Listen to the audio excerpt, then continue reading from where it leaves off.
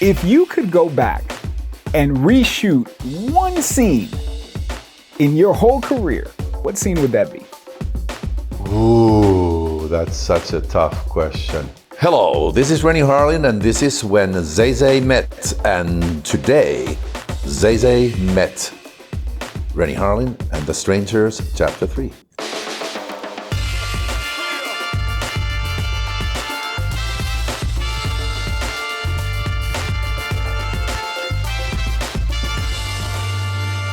¿Qué pasa, cómo está mi gente? I am Zay Zay, and welcome to When Zay Zay Met. Now, today we're meeting with a man he's blown up planes. He's frozen Stallone. He's even given Freddy nightmares.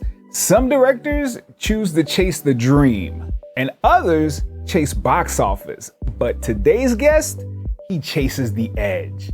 From action icon to horror high priest, party people, show your love. This is Renny Harlin. Hello.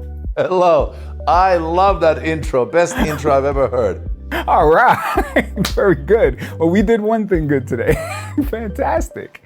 Oh my gosh. Renny, you know what? Let's just jump into it. I see it right behind you. Renny, you shot 3 films in 53 days. Cast crawling through the dirt, late night shoots.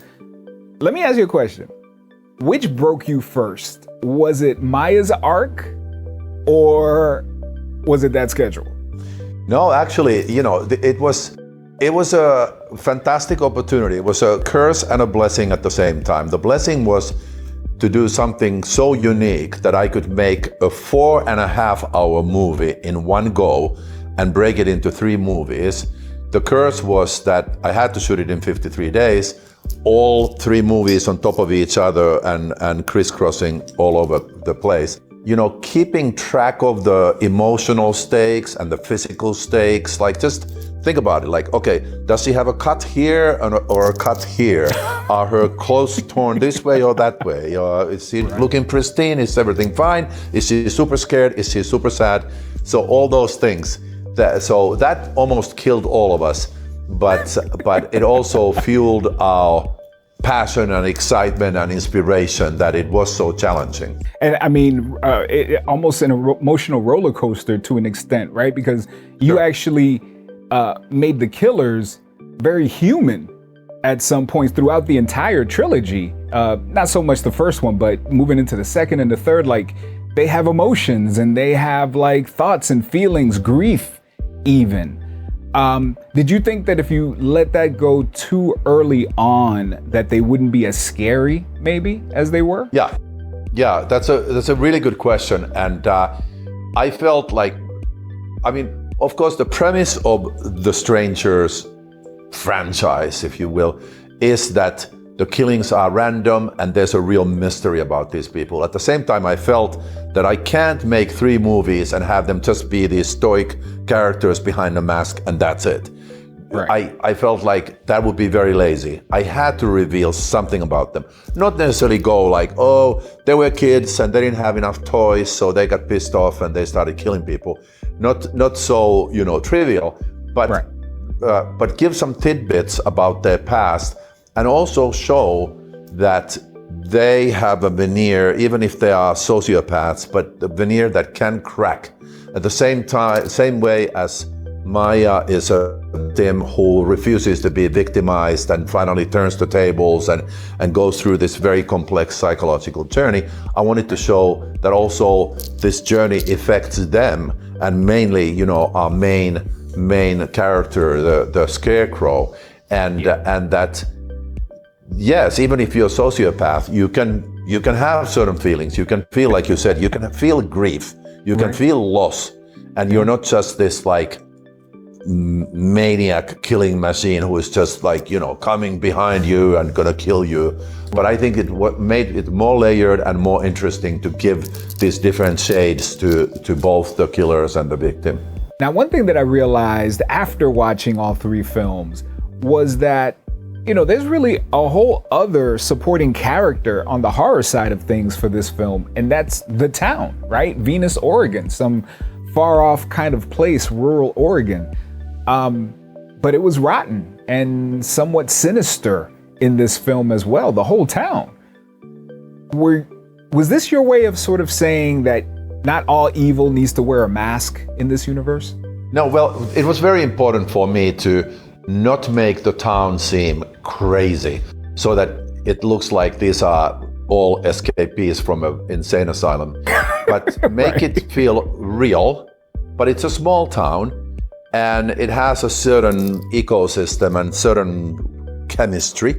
And the question I wanted people to ask themselves is, we're accustomed to thinking that the strangers are the killers, but what if the strangers are actually our main characters who go to this town as strangers, and that's how they cause a chain reaction of everything that happens? And how much are we strangers in our world wherever we go into different places? And I'm not saying that one town is worse than another or different or bad or anything like that, but just when we travel and go to places, we are strangers in that environment, and it's a crazy world out there, and anything could happen.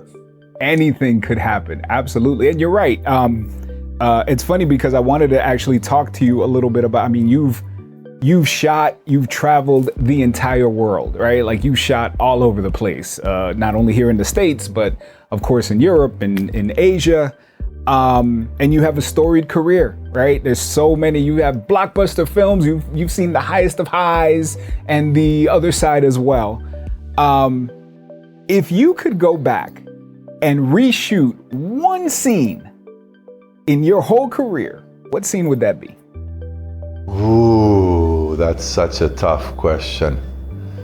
That's such a tough question. I don't know which movie it would even be. I always try to, it's like one thing I've learned is like, whether you're making an action movie or horror film, it's like you make a deal with the audience when you start the movie, when the first scene happens.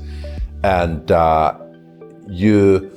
either you're making a supernatural movie or a superhero movie or something, crazy where anything can happen, or you're making something realistic, even if there's, big action beats and really outlandish, scary beats. Still, you make a deal with the audience and you say, these are the rules we're gonna follow.